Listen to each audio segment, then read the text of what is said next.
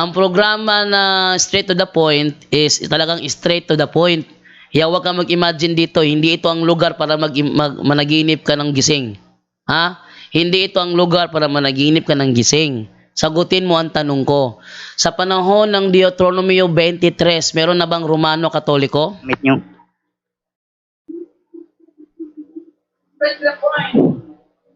I am proud to be INC group. Ay, Not a nako. Catholic. INC daw siya. INC. Yung sabihin pala, ang INC nagtuturo sa kanya na panahon ng Deuteronomio, meron ng Romano Katoliko.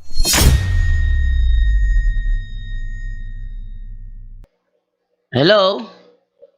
Hello. Tayo mo salita. Hello, Brother James. Gage. Narinig ako, bro? Hello. Ayun. Naririnig pala. Hello? Oh. Hello, bro? Naririnig ako dyan, bro? Oh, malakas. Sige, bro. Ano atin, bro? Ang sa akin lang no.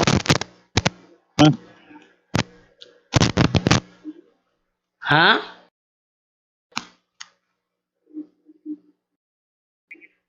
Wait lang, ha. Ayusin ko muna itong linya nito. Sige, bro. Go ahead.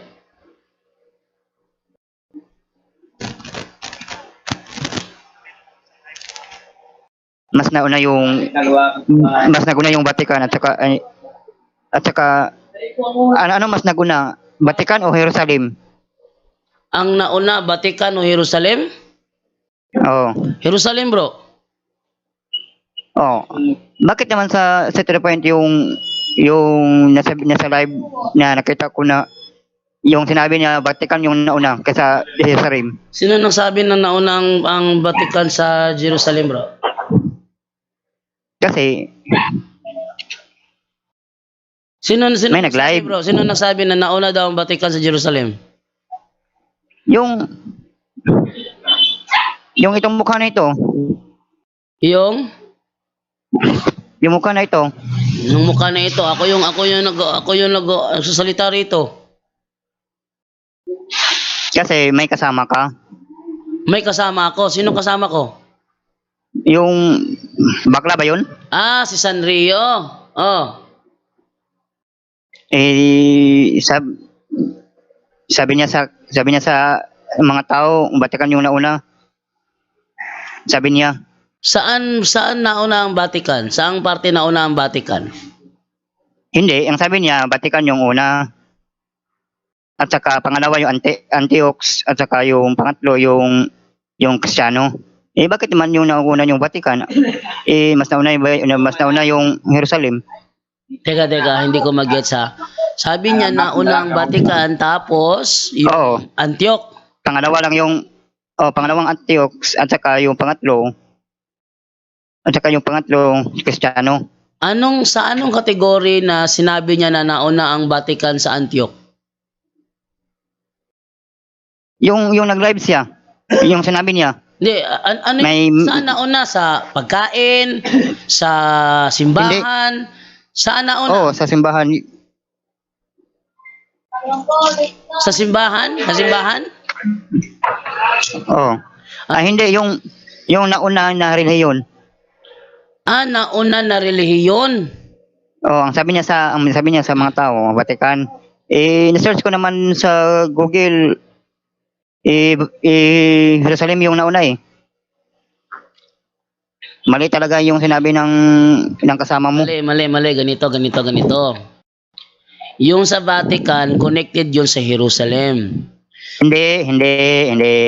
Connected yun sa Jerusalem. Hindi. Ayon sa The New Book of Knowledge, Encyclopedia, Volume 16, page 281. Ang sabi doon, the history of the Roman Catholic Church began in an upper room in Jerusalem almost 2,000 years ago. Ulitin ko, ha. Ang sabi doon sa The New Book of Knowledge, Volume 16, page 281, The history of the Roman Catholic Church, yung nasa Vatican. The history of the Roman Catholic Church began in an upper room in Jerusalem almost 2,000 years ago. At kahit mag-research ka pa ngayon sa Wikipedia, ang Catholic Church doon nagsimula sa Holy Land. Ang Holy Land ay nasa Jerusalem, wala sa Roma. Brother James? Hindi. Sige, sabi mo, hindi. Sige, hindi. Kung hindi pala sige pagpalagay na lang natin, James Gage, na mali ang sinasabi ng naturang encyclopedia na ang history of the Roman Catholic Church began in an upper room in Jerusalem, at mali ang sinasabi ng Wikipedia na ang Katoliko ay nagsimula sa Holy Land, Jerusalem. E ang tanong, saan ba nagsimula ang Katoliko?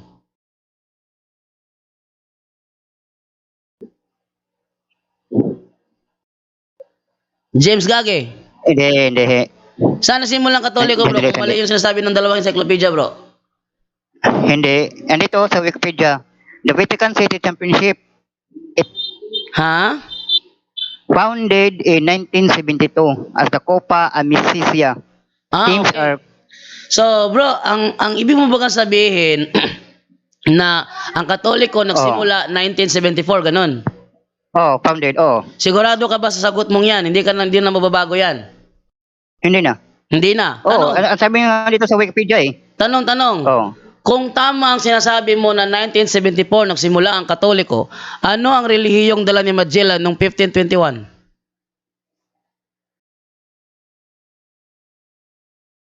Ha?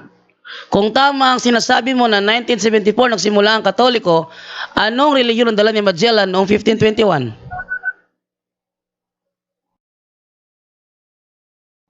Religion? Anong relihiyon ang dala ni Magellan nung pagpasok niya sa Pilipinas noong 1521? Christianity. Anong Christianity yon? Na may dala-dala Santo Niño at malaking cross. Ano yon?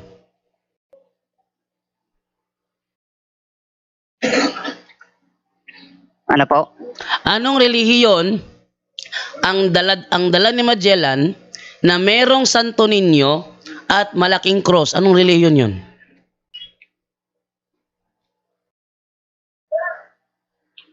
Wala po siya dinala Anong wala dinala? Si Magellan ang nagdala ng Santo Niño de Cebu. Siyang may dala, hindi mo alam yon?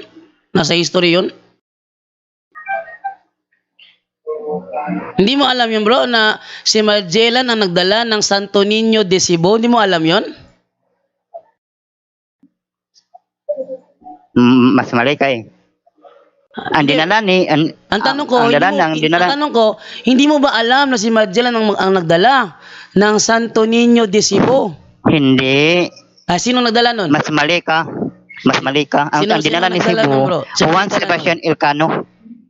Amerikano. Sige. Saan Ali, natin Juan Sebastian Elcano. Saan natin sa Philippine History mababasa ng Amerikano ang nagdala ng Santo Niño de Cebu? Elcano. Saan, bro? Saan natin mababasa, bro? He is best known for having planned and led in the 1519 Spanish expedition to the East Indies across the Pacific Ocean to a maritime trade route during known for the Magellan expedition finding. Died 27 April 1521, age 41. Ang tanong ko, saan natin mababasa na Amerikano ang nagdala ng Santo Niño de Cebu?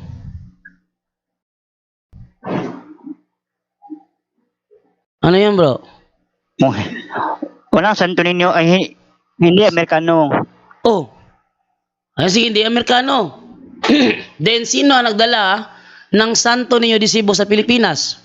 Sino ang nagdala? Wala ka nakalagay dito nga Santo Niño yung dinala niya. Okay. Babasa ako ng Philippine History by Gregorio Zaide. Ito ay ang title ng aklat na ito is Philippines, a unique nation History of the Republic of the Philippines by Sonia Saide and Gregorio Saide, sa page 123 ang sabi ganito, the greatest legacy of Spain to the Filipino people is Christianity, specifically the Roman Catholic religion. Strangely, this religion was Asian in origin, being founded by Jesus Christ in Palestine.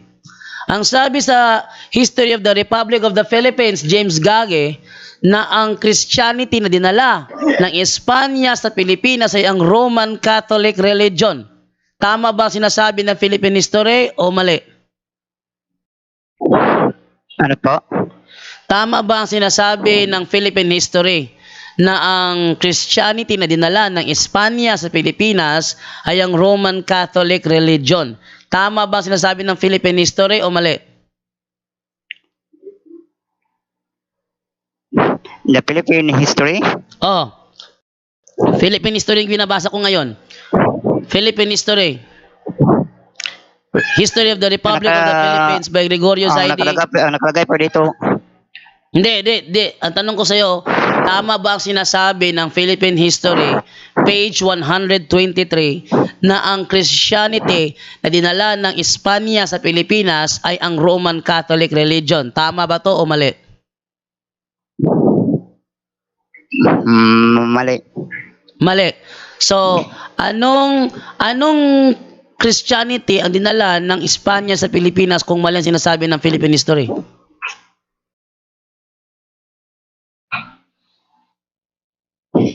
Ano po?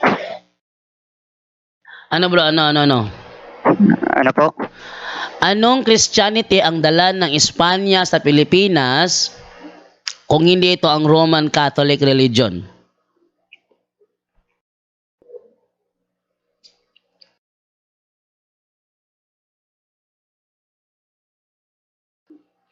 Ano na nangyayari sa'yo ngayon? Sa religion? Oh. Religion po? Dito sa Pilipinas? Oh, anong religion ang Christianity dinala sa Pilipinas ng mga taga-Espanya kung hindi ito ang Romano Katoliko? Ano 'yon?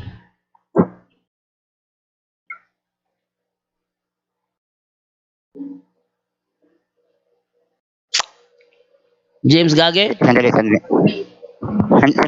sabi.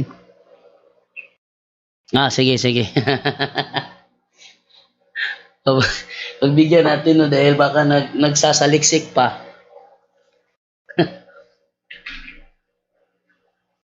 Bigyan natin siya ng pagkakataon. James Gage, magsalita ka. Dahil napapakinggan ka ngayon sa live.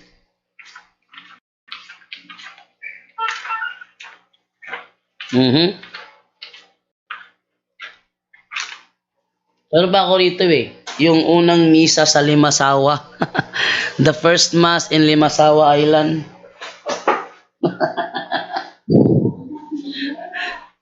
Hindi Katoliko, Tinuturo yan sa Kristiyanismo. elementary bro, tinuturo sa elementary yan. Hindi, Ah. Kristiyanismo. Oh. Oh, Andiyan ka pa? Kristiyanismo, hindi Katoliko. Hindi Katoliko. Then, kung hindi yung Katoliko, bakit nagsagawa sila ng unang misa sa Limasawa Island? Kasi, sasagutin ko kasi sinalikwal sila ni Kristo. Hindi Kasi mga bulaang propeta sila. Hindi yan ang tanong bro. Hindi yan ang tanong. Ang tanong ko sa iyo, Yun. James Gage, kung hindi yun Romano Katoliko, bakit nagsagawa sila ng misa sa Limasawa Island? Babasahin ko Kasi nga, Babasahin ko bro The first mass in the Philippines Ang sabi ganito. Ito ay galing sa Wikipedia ko kinuha. First Mass in the Philippines. Sabi, the first Catholic Mass in the Philippines was on Easter Sunday on March 31, 1521, officiated by Father Pedro de Valderrama in the shore of a town islet named as Limasawa in the tip of southern Leyte. Limasawa is dubbed as the birthplace of Roman Catholicism in the Philippines. O ngayon, tanong ko sa iyo ngayon, ulitin kong tanong. Sabi mo hindi Katoliko. Bakit ang mga ebidensya ng kasaysayan sa Pilipinas nagsasabi na ito ay Romano Katoliko at ang pare na nagsagawa ng unang misa, First Catholic Mass in the Philippines ay si Padre Pedro de Valderrama. Oh. Kasi noong una, nagsagawa sila ng misa, hindi yung pang Kristiyano, pang mga bulaang propeta at saka mga pagano. O sige, saan natin history mababasa bro na ang misang ginawa ay misa pagano?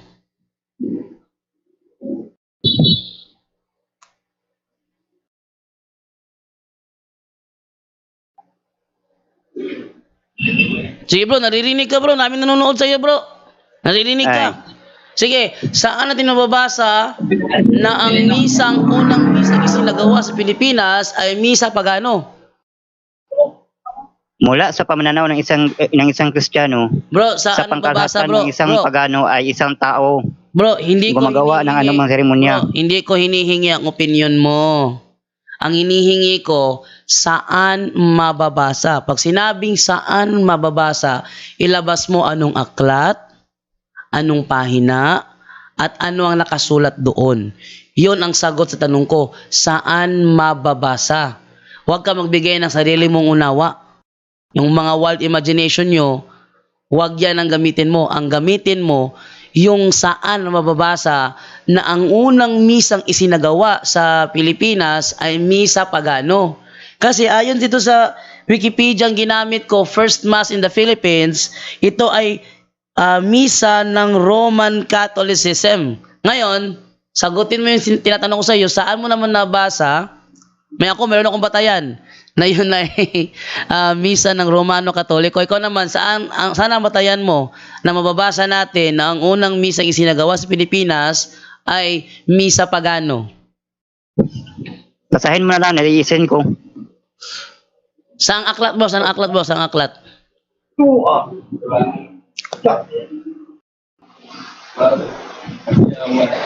Maaaring tumukoy ang paganismo sa pagsamba sa maraming Diyos-Diyosan o pagsamba sa higit sa isang Diyos. Bro, Gaya sa isinunang Roma. Anong aklat yan, May bro? ito- Anong aklat yan? Anong aklat yan? May tuturing din na pagano ang isang Anong taong aklat walang yan, bro? relihiyon o Bro, anong nagpapakasa aklat yan? sa makamundong James Gagi, anong aklat yan, kasiyahang bro? sexual. Hindi ka nakikinig eh. Ang tanong ko, anong aklat yan? Sino ang author at anong pahina? Isang salita tumutukoy sa makaba. Oy, ano ba naman yan? Hindi nakikinig. James Gage. Sabi dito ni Nelsie Oike. Naku bro, kahit elementary na bata, alam yun. Oh, alam na elementary na bata yun. Pero ito si ano, sabi naman ni Len Katahashi is, bingi yata si kuya. Ulitin ko ang tanong, James Gage. Anong aklat ang binabasa mo? At anong pahina? At sinong author niyan? Ebanghelyo. Anong ebanghelyo? Nasa Ebanghelyo po ako nagbabasa. Ebanghelyo. Anong ebanghelyo mo? Ebanghelyo ni? Bakit? Anong ebanghelyo mo? Ebanghelyo ni? Ebanghelyo, Biblia. Biblia. Anong talata bro? Babasahin ko. Lalagay ko sa screen ngayon. Anong talata yan? Tingnan natin kung nandiyan ba yung binabasa mo ngayon. Anong talata yan? Oo, meron na. Anong talata? Hindi naman ito talata. Oh, kala ko ba Biblia? Akala ko ba Biblia? Bakit? Sabi mo Biblia, hindi ba? Kung Biblia, anong talata ng Biblia? Babasahin ko ngayon. Lalagay ko sa screen talata. Deuteronomio 23:17. Deuteronomio 23, 27. Oh, 17. 17, 23. Meron na bang Romano Katoliko nung panahon sa Deuteronomio? Ha? Meron na bang Romano Katoliko panahon sa Deuteronomio? Iwan ko. Ha? Basahin mo na lang kasi Hindi. mas Sabi mo kasi kanina, nauna ang Jerusalem, di ba? Tanong ko sa'yo. kali, Tanong ko sa'yo. palibay ka naman eh. Totoo naman Oh, ang tanong ko sa'yo Pali- ngayon, tanong ko Huwag sa'yo na, ngayon, mapalibay ka na. sa panahon ng Deuteronomio 23, panahon ba yan ni Moises, buhay pa si Moises sa Deuteronomio 23. Sa panahon ng Deuteronomio 23, meron na bang Romano Katoliko? Yes or no? Basahin mo na nga. Meron na ba? Pang palibay. Kasi nga, totoo. Hindi. Ang ulitin ko tanong ko sa panahon ni Moises sa Deuteronomio 23 na ginamit mo, meron na bang Romano Katoliko? Basahin mo. Ano nakalagay? Meron na ba? Meron nakalagay. Hindi, Ano nakalagay? Basahin mo. Ano nakalagay? ang tanong ko, meron na bang Romano Katoliko sa panahon ng Deuteronomio? Meron wag na, wala pa? Huwag na. Hindi mo kasi mababasa kasi Hindi, totoo. meron na ba? Wala pa? Takot ka magbasa. Hindi. Kasi hindi ka Bro, nag-i-imagine ka na naman ng ng isang maling haka, gawa-gawang kwento. Ang programa na straight to the point is talagang straight to the point. Kaya huwag kang mag-imagine dito, hindi ito ang lugar para managinip ka ng gising. Ha? Hindi ito ang lugar para managinip ka ng gising. Sagutin mo ang tanong ko.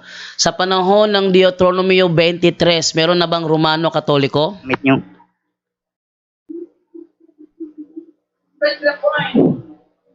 I am proud to be INC group. Ay, Not a nako. Catholic. INC daw siya. INC. Yung sabihin pala, ang INC nagtuturo sa kanya na panahon ng Deuteronomio, meron ng Romano Katoliko. Nako, nagkakamali ka dyan. Ayon sa INC, ang Katoliko nagsimula 1st century. Oh. Ha? Ang Katoliko nagsimula sa 1st century. Sabi ng Pasugo mismo, INC ka pala eh. O sige, basta tayo ng INC ha. Yung Pasugo na sinasabi dito na ang Katoliko, sabi niya, I have nothing against the fact that the Catholic Church which exists to this day can be traced back to the 1st century. Oh, saan ba yun? Oh, meron pa rito. Pasugo, January to March 1995, pahina 8. The Church of Christ has thoroughly become the Catholic Church, although writers and historians continue to treat both as synonymous. Oh, meron pa. Saan ba yun? Ito. Pasugo, March to April 1986, page 4. Sabi dito ni Feljon B. Fuentes, I have nothing against the fact that the Catholic Church which exists to this day could be traced back from the 1st century. Yung Deuteronomy 23, hindi yun panahon ng 1st century. Naku, nagkakamali ka yata mo, nag-i-imagine ka na naman. Kayo yung nakakamali kasi walang Katolik na nagluluhod ng mga larawan at mga Diyos-Diyosan sa loob ng simbahan. Ay, teka. Sabi mo kasi, INC ka. Ang Pasugo ng INC nagtuturo sa Pasugo, March to April 1986, page 4, na ang Katoliko nagsimula 1st century. Ba't ka tumakbo sa Deuteronomy? Sila yung naguna kasi ang naggumagawa yan, ang mga pagano, ang mga bulaang propeta. Hindi. Sino nagsasabi ng totoo? Ikaw, sabi mo Deuteronomy, o ang sabi ng mismong Pasugo ng INC na 1st century? Ano ka ngayon? Ikaw, ano ka ngayon? Ikaw yung ano ka ngayon? Alam ko na. Kasi nauna sila dito sa buong mundo, nauna sila na religion kasi sinasulikwa sila ng mga ni Kristo. Mga pagano sa kabut. Hindi yan ang tanong, bro. Nanaginip ko na naman ng gising. Baba muna konti, baba. Baba muna konti, ha. Ang tanong ko sa iyo, sabi mo sa Deuteronomy, mayroon ng Romano Katoliko.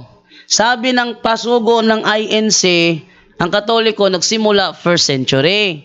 Sino ang nagsasabi ng totoo? Ikaw na sabi mo Deuteronomy pa, meron ng Katoliko? O yung INC Pasugo na nagsasabing 1st century lang nagsimula ang Katoliko? Oo nga kasi ang nauna yung Katoliko na na religion dito sa buong mundo kasi nga mga pagano at saka yung mga bulaang propeta ay ang Mali. Hindi ang Katoliko na unang relihiyon sa mundo. Mali. Nauna pa Judaism sa Katoliko eh.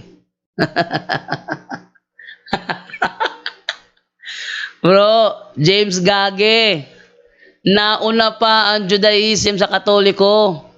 Eh sinasabi mo nauna ang Romano Katoliko sa relihiyon sa mundo, nakakamali ka na naman dyan. Huwag ka kasi managinip ng gising. Ano pa ibang tanong mo? Ibang issue mo naman. Sige, go. bakit bakit lumuluhod ang lahat ng mga membro ng mga Katoliko dito sa larawan? Okay. Bakit daw lumuluhod ang Romano Katoliko sa larawan? Dahil noong unang panahon, sina Josue at ang buong Israel ay nagpatira pa sa harap ng kaban ng tipan na merong rebulto ng 2 kerubin sa ibabaw. Yun ang sagot. Bakit? Sabi ba yan ni Kristo na lumuhod kayo sa mga rebulto? Hindi, di ba? Ito ang sagot ko. Ang Katoliko ay lumuluhod dahil noong una, lumuluhod din at nagpapatira pa ang mga Israelita sa harap ng kaban ng tipan na merong rebulto ng kerubin sa ibabaw. Ang mga tao na lumuluhod sa larawan, rebulto o mga Diyos-Diyosan. Mali. Ang Diyos-Diyusan, yun yung mga rebulto na tinuturing na Diyos. Yan ha? Pero sa Romano Katoliko, wala kaming turo na ang rebulto ay mga Diyos. Mga Diyos-Diyosan yan. Parang, ang tinatawag niyan, Antichrist law. Inyo. Wala, teka, nananaginip ko naman ako. Bro, tigil muna yung ano mo, yung lagablab ng damdamin mo, baba na mo ng konti. Eto bro sabi ko, ang Diyos-Diyosan, yun ang mga rebultong kinikilala ng mga Diyos. Halimbawa, yung rebulto ni Baal, Diyos yun ang mga naniniwala kay Baal. Yung rebulto ni Molok, Diyos yun ang mga naniniwala kay Molok. Pero kami mga Romano Katoliko, wala naman kaming turo na Diyos ang mga rebulto. Kaya, doon mo kami banggain sa aming turo at hindi sa wild imagination mo. Mga larawan. At ano yan nasa loob ng simbahan niyo? Diba? Ano bro? Bro, umayos ka bro dahil hindi ka naunawaan ng mabuti. O kasi nga hindi mo maintindihan kasi ano?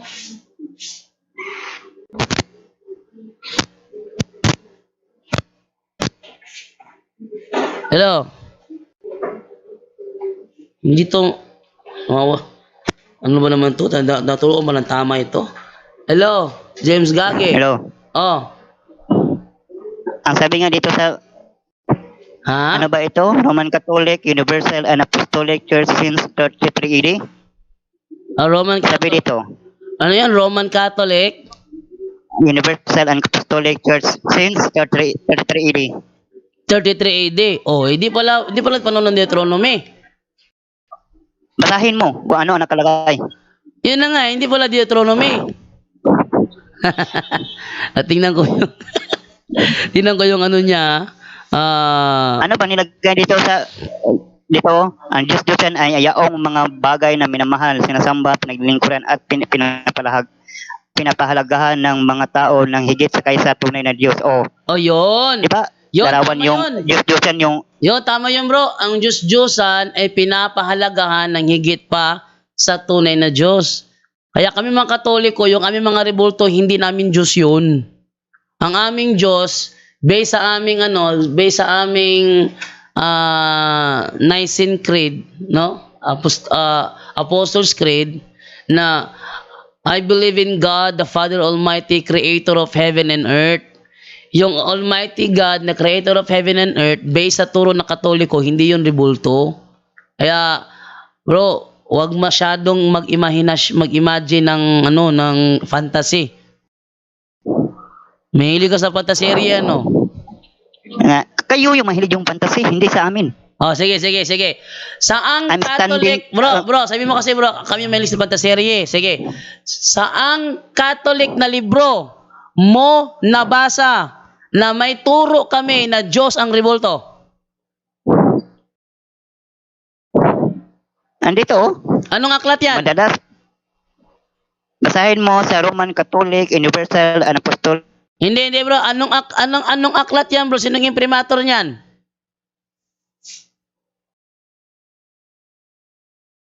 Bakit mo babasahin? Hindi mo i-search. Kasi Anong aklat nga matakot yan? kayo. Sinong imprimatur niyan?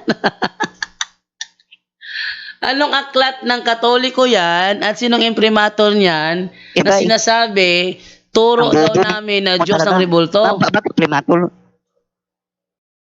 Bobo mo kasi. Paano ngayon yan bro? Ang INC bro, meron ding rebulto ni Felix Manalo bro. Paano ngayon yan? May rebulto kami? Ni Felix Manalo. Hindi ba merong rebulto ngayon ni Felix Manalo? Wala. Hindi ba meron? Wala. Walang May rebulto ng imahinasyon ka ang naman, INC ka ni naman, Felix may- Manalo? Sigurado ka? May imahinasyon. Wala. Anong wala? Kung may pakita ko ngayon dito, nakaharap mismo Wala. ni Paano Eranio mo nasabi? Manalo. Paano mo nasabi? O, tingnan, i-search mo. Felix Manalo statue. Paano Search mo natin nasabi? May rebulto. search natin ang Felix Manalo statue. Tingnan natin kung wala ba. Kasi, meron din dito eh. Ito, isang pasugo na naman na. Gagawin ko isa sa pasugo na naman. Ito, pasugo, September 1997, page 15. Ang sabi ganito, conservative in doctrinal precepts but hindi pala ito. Yung life yung ni Manalo na kasing laki niya. Real na asan ba yun? Hindi pala yun binasa ko kanina. Hindi ko na matuntun yung iba dito eh. Teka ha, kung nandito pa lang yun ha. Dito ka na naman. Ito pala. Paano Ito yan? ay Pasugo, June Baka 2016, page 11. Ulitin ko ha. Pasugo, Ano? June 2016, page 11. Ang nakalagay dito, 138th birth anniversary of Brother Felix Y. Manalo commemorated. And si Eranio Manalo nakaharap. Mali. Nakaharap si Eranio Manalo sa sige, bahala siya kung sabihin niya mali. Ito, papakita natin sa screen. Ayan. Ayan o. Labas sa screen na. Panoorin mo sa live natin ngayon. Nilalabas ko sa screen ngayon sa live natin. Yung sinasabi dito. Ayan o. 138th birth anniversary of Brother Felix Y. Manalo commemorated. Ito ay Pasugo, June 2016, page 11. Si Eranio Manalo nakaharap sa rebulto ni Felix Manalo kasama mga membro ng INC. Paano mo ngayon itatanggi ito? Diyos mo na nila. Mali. Anong mali? Nasa screen ngayon, pinapakita ko nga sa live ngayon eh, yung mismong Pasugo eh. Saan mo nakuha? Sa Pasugo nga, June 2016, page 11, humingi ka ng kopya sa nyo, Central. Yun, mayroon sa amin lahat yan. Sige, tingnan mo, meron pala sa inyo lahat eh. Tingnan mo ngayon, Pasugo, June 2016, page 11. Tingnan mo. Dahil sila yung Diyos ang Ayan. Nako. Na mukha yatang nagkamali ka James Gigi ng nakakatalakayan ngayon dahil dokumentado ang punto por punto eh. Dokumentado. At least ngayon okay si James Gagi dahil talagang nakipagtalakayan siya sa live. Hindi gaya ni sino ba yun? Si Baribar John na natakot. Natakot si Baribar John. Pero si James Gagi, okay to dahil talaga nakipagtalakayan. At sad to say lang, may mga batayan tayo. Eto pala yun. Eto, babasahin ko ha. Babasahin ko. Ito. Basa. Above. Eto ha, teka ha. Basa. Ito sinasabi dito. Bilis.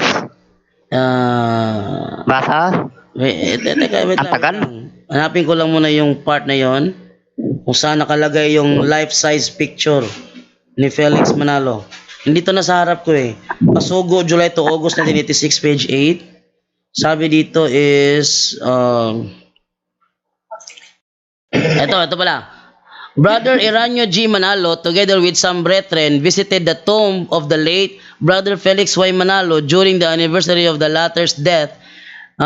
Before is unveiling of the life-size painting on canvas to the INC Museum Gallery. Meron pala kayong Meron ba? meron pala kayong life-size painting, bro, na ni Felix Manalo. Revolto yun. Hindi, di ba? Hindi, di ba? Ano to, bro? 1986, July to August 1986, page 8. Tatanggi mo na naman ito.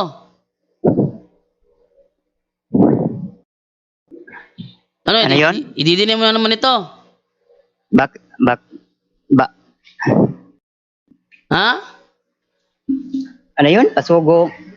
Pasugo, July to August 1986, page 8. Right. Diyan ka pa? Hindi kita marinig. Yan, andito pa. Hello? Oh. Pasugo, July to August, page July 8. to August 1986, page 8.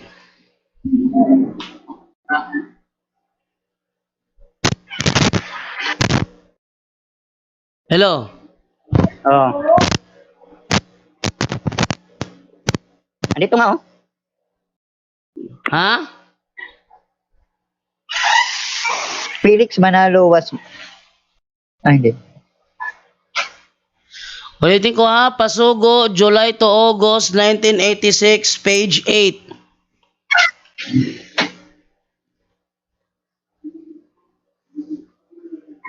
At Pasugo, June 2016, page 11. Sabi ni Santiago MB, Exodo 23 to 6, paliwanag mo nga yan, bata, napakasimple lang yan. Yan yung talata na paboritong gamitin ng mga sulpot para ibangga nila sa Katoliko. Pero ang Katoliko kasi walang Diyos-Diyusan. No? Meron. Bakit mo nasabi ng wala? Wala kaming Diyos-Diyusan dahil wala kaming Diyos-Diyusan dahil wala naman kaming turo na ang rebulto ay mga Diyos namin. Actually, pag kami nagdasal, Our Father who art in heaven, hindi rebulto yun. Ha?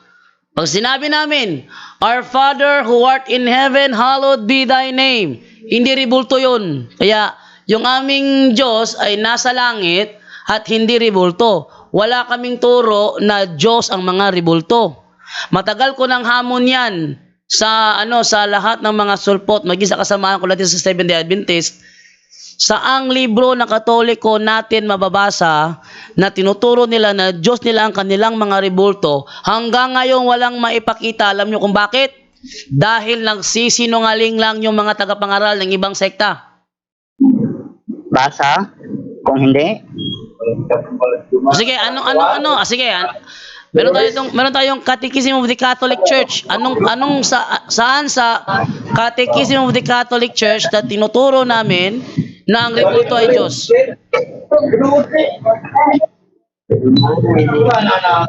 Sige, James Gary. Basa? Sige na, basa na. Anong paragraph ng Catechism of the Catholic Church na sinasabi namin na Diyos namin ng rebulto?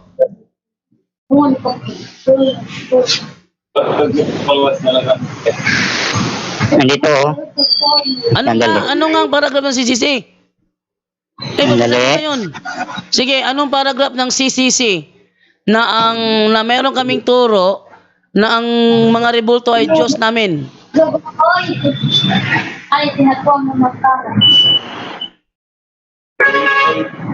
Nandito, oh.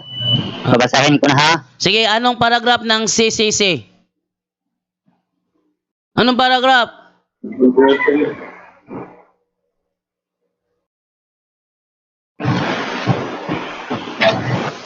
Anong paragraph ng Catechism of the Catholic Church? Sandali. Ano nga? Sige, buksan ko dito ngayon ang Catechism of the Catholic Church ko. Catechism of the Catholic Church. Oh, paragraph. God, paragraph 1. Paragraph 1. Sigurado. Paragraph God, infinitely perfect and blessed in Himself, in a plan of sheer goodness freely. Teka. Buksan ko muna. Para di tayo magkamali ng ng sinasabi diyan. Buksan ko muna ang Catechism of the Catholic Church ko, ha. Wait lang. Para makita natin kung meron ba talaga yan. Okay? So, browser. Asa mo yung browser ko dito? Ayun. Okay? Basa? Anong paragraph, bro? Anong paragraph? Paragraph 1. Paragraph 1. Okay, tingnan sa paragraph 1. Mukhang walang paragraph 1 to, Second Catechism of the Catholic Church, 2nd edition. Ito. Parang wala kayong uli. Bakit Catholic? Ito, baka nandito. Basa? So, tingnan natin ang paragraph 1 ng Catechism of the Catholic Church. Paragraph 1. Wait lang, ha. Double check. Basa? Ito. Paragraph 1. Basa? Nasa screen. Wait lang. Hintayin nasa screen ngayon. Nakikita sa screen. Nanonood ka ng live, nakikita sa screen ang paragraph. Ito, paragraph 1. God, infinitely perfect and blessed in Himself, in a plan of sheer goodness, freely created man to make him share in his own blessed life. For this reason, at every time and every place, God draws close to man. He calls man to seek Him, to know Him, to love Him with all his strength. He calls together all men, scattered and divided by sin, into the unity of His family, the church. To accomplish this, when the fullness of time had come, God sent His Son as Redeemer and Savior. In His Son and through Him, He invites men to become in the Holy Spirit His adopted children and thus heirs of His blessed life. Asan dito yung sinasabi Diyos namin ng rebulto? Bakit may rebulto kayo sa loob ng inyong simbahan? Hindi. Ang tanong ko sa iyo, saan mo nabasa na turo namin sa CCC na Diyos namin ang rebulto? Yun ang tanong ko. Oo nga. Di ba, ang Panginoong Diyos. Ay bro, nananaginip ko na naman ng gising, bro. Ulit naman tayo.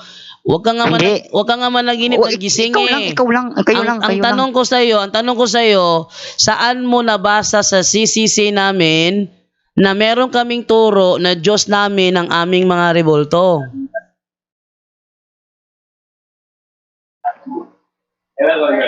Saang paragraph ng CCC mo nabasa na meron kaming turo na sinasabi namin the sacred images are gods for the Catholic? Di ba walang nakalagay? Di ba sabi mo walang nakalagay? Di, ikaw hinahanapan ko saan mo nabasa sa CCC namin. Oo nga, walang nakalagay. Wala. Pero ang tanong ko lang sa wala inyo, kaming turo. bakit may rebulto sa loob ng Katoliko sa inyong simbahan? Okay, bakit may rebulto sa loob lang? Ano ba yan? Okay. Ano ba yung meaning yan? Ito ngayon ang sagot ko. Dahil ang unang simbahan, meron ding rebulto sa loob. Sino ang gumawa? Mga pagano? Moises. Mga bulaang propeta? Sina Moises ang gumawa? Hindi sila Moises. Kung mabasa ko si Moises. Propeta at saka mga pagano. Kung mabasa ko sina Moises. Ano? Kung mabasa ko sina Moises, aminin mo mali ka. Aminin mo mali ka. Basahin mo sa paganismo. Kaya nga, aminin ko na. Pag nabasa ko sa Exodo 25:18 na ang Diyos mismo ang nag-utos kay Moises na gumawa ng rebulto. Hindi. Wala. Kung mabasa ko nga. Wala nakalagay. Sige, babasahin natin ha. Wala ron nakalagay. Wala palang alam sa Biblia itong taong to. Basahin na lang natin. Anong sinasabi sa Exodo 25:18? Okay, ang sabi ganito. 25:18 sa Biblia ang sabi ganito. Lalagyan mo ng 2 kerubing ginto ang 2 dulo nito. Ang naguutos, ang Diyos, ang inuutusan si Moises. Lagyan mo ng 2 kerubing ginto ang 2 dulo nito. Sa ang dating Biblia, at gagawa ka ng 2 kerubing ginto. Kerubin, anghel yan. Ginto, gawa sa ginto. At gagawa ka ng 2 kerubing ginto na yari sa pamukpok, iyong gagawin sa 2 dulo ng luklukan ng awa. Sa English, ano sabi sa English? Then make 2 statues of guardian angels using beaten gold and place them at the 2 ends of the lid of the ark. Ano to kung tatagalogin? Gumawa ka ng 2 estatwa ng Anghel de la Guardia gamit ang ginto at ilagay mo sa bawat dulo ng kaban ng tipan. Ayun. So, si Moises, pinagawan talaga ng inutusan ng Panginoon gumawa ng rebulto. How about si Solomon? Ang dating Biblia, 2 Kronika 3:10. Anong sabi dito? At sa kabanal-banalang bahay ay gumawa siya ng 2 kerubin na gawang nilarawan at binalot nila ng ginto. Ngayon, how about ang templo ng Diyos? Ezekiel. Sa templo ng Diyos, 41, verse 17. Anong sabi dito? Ang loob naman ng templo ay balot ng tablang kasing taas ng pinto at may ukit na larawan ng palmera at kerubin. Salita ng larawan ng palmera at kerubin. Bawat kerubin ay may 2 mukha. Meron palang nakaukit na larawan ng palmera at kerubin. Ang templo ng Diyos ayon sa Ezekiel 41:17. Paano mo hindi sasabing mali yan? No. Ano ba yun? Exodo 18, 21, 23. Ang sabi mo, di ba? Yung sitas. Exodo 25:18. Basahin mo sa'yo. Sige. Exodo. Ano yun? Basahin mo ngayon. Exodo 25:18.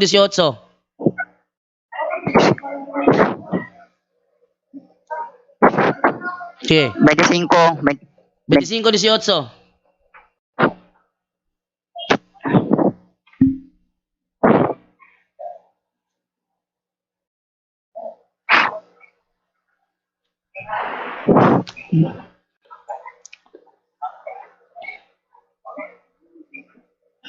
Sige bro, basahin mo. Lakasan mo ha, gusto ko marinig. Lakasan. Handali. Exodo Handali. chapter 25 verse 18.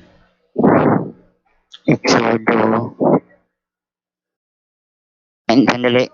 Naglag. Naglag daw. Sige, go. Ano yun? 25:18. Chapter 25 verse 18.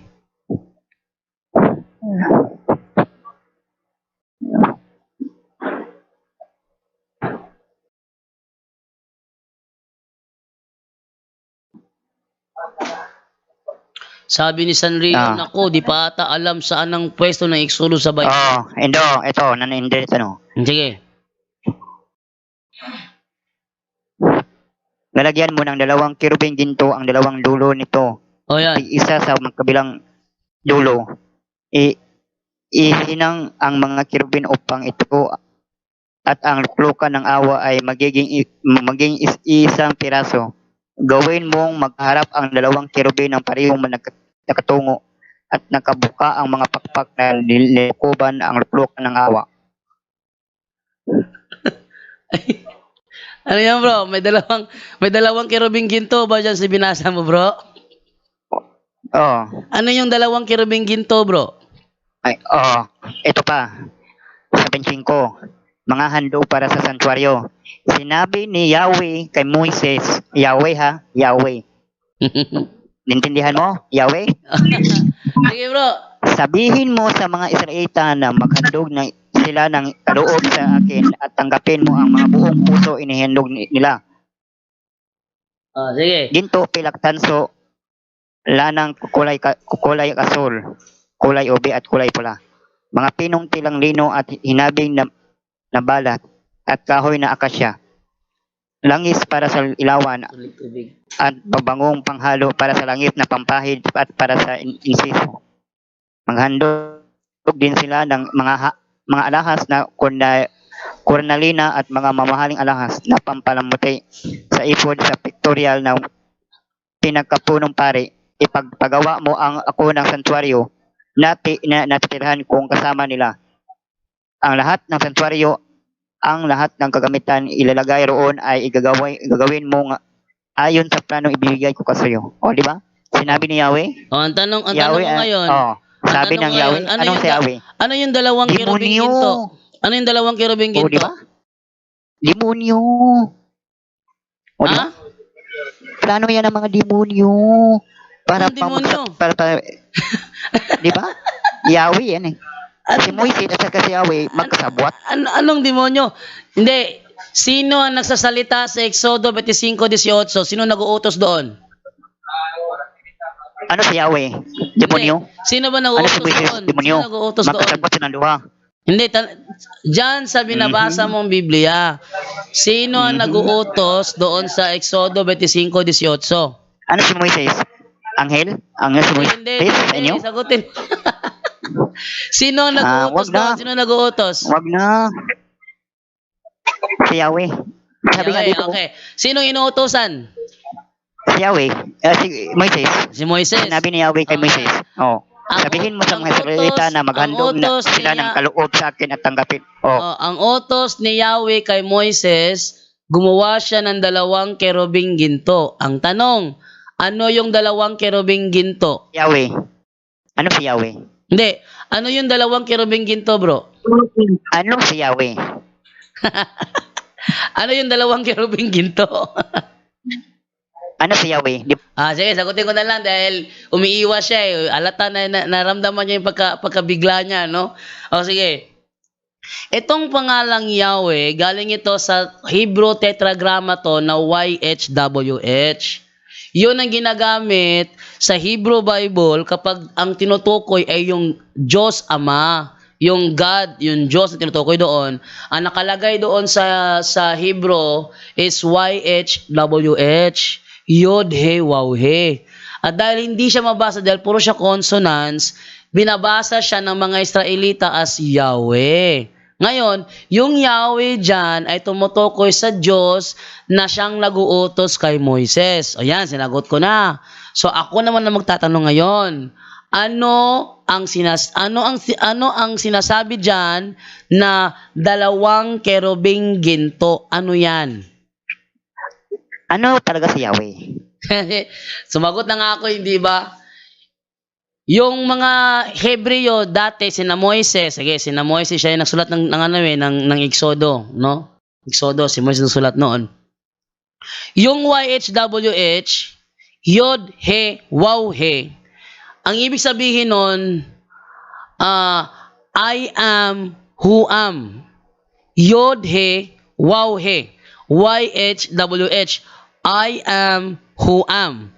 Sa Exodo 34:14 na nagtanong si Moises, anong pangalan mo? Ang sabi ng Diyos sa kanya, I am who am. Sa Hebrew niyan, YHWH, I, Yod, am, He. I, Yod, He. Who, Waw, am, He. I am who am, Yod, He, Waw, He, YHWH, para mabasa Yahweh. So ano si Yahweh? Diyos si Yahweh. Siya ang gumawa ng lahat, si Yahweh. At ang matawag ng mga Israelita sa kanya is Yahweh. Anyone can claim the statement of the Bible because we can do a private interpretation. Kining ako mga kaigsunan nga gipabarog nga usa ka haligi nganong matuod ang simbahan tungod kay gitukod ni Kristo. Dili tungod sa pagkamabasa, dili tungod sa karakter, dili tungod sa ngan, usa ra ang haligi nga kung gipabarog Nganong nahimong tinuod ang simbahang Katoliko, way laing rason tinukod sa atong Ginoong Hesus. Yo! Talakayan to, hindi bara-bara. Katotohanan lang, walang palusot. Para sa mesa ng usapan, di kami nag-aaway. Puro talakayan, hindi banggayan ng patay malisay. Aral hinahimay, parang beats na nire-replay. Truth ang target namin, hindi hypo display. Bawat teksto sinisilip, context yan di pwedeng ipinipilit. Doctrine na solid, hindi fake, hindi boses ng Diyos, di namin gustong i-credit. Doktrina flow, hasal ng pag-iisip. Salita ng Diyos, yan ang aming inisip. Uhaw sa turo, kaya kami nagdidip. Sa talakayan, truth ang pinanghahawakan. Keep it! Doktrina flow, hindi ito laro. Pag-unaway tumatagos hanggang buto. Sa bawat linya, puso ang sumisigaw. Katotohanan lang, walang bawal, walang bawas raw. May tanong, sige lapag mo, let's go. Di kami takot sa debate na may respeto. Spirito ang guide, parang bigtas mood ang tempo. Pag may liwanag, lahat ng shadow nagme-melo. Hindi kami nagmamarunong nag-aaral lang. Pag may gap sa mind, Diyos ang pumuno niyan. Ang Iglesia ng Diyos mula Espanya, papuntang Pilipinas. Dapat malinaw yan. Hindi kompetisyon, hindi kami nagra-rhyme para lang manalo. Puso ang puhunan, hindi bara-bara ang palo. Truth ang goal, yan ang tunay na trono. Doktrina flow, hasal ng pag-iisip. Salita ng Diyos, yan ang aming inisip. Uhaw sa turo, kaya kami nagdidip. Sa talakayan, truth ang pinanghahahakan. Keep it, doktrina flow, hanggang dulo go. Liwanag ang bit-bit, hindi ego. Sa doktrinal na usapang totoo. The pillar and foundation of the Kami ang truth bida. is the Yo! church, and the Catholic Church is the church founded by Jesus Christ. Then, asay inyong pilion.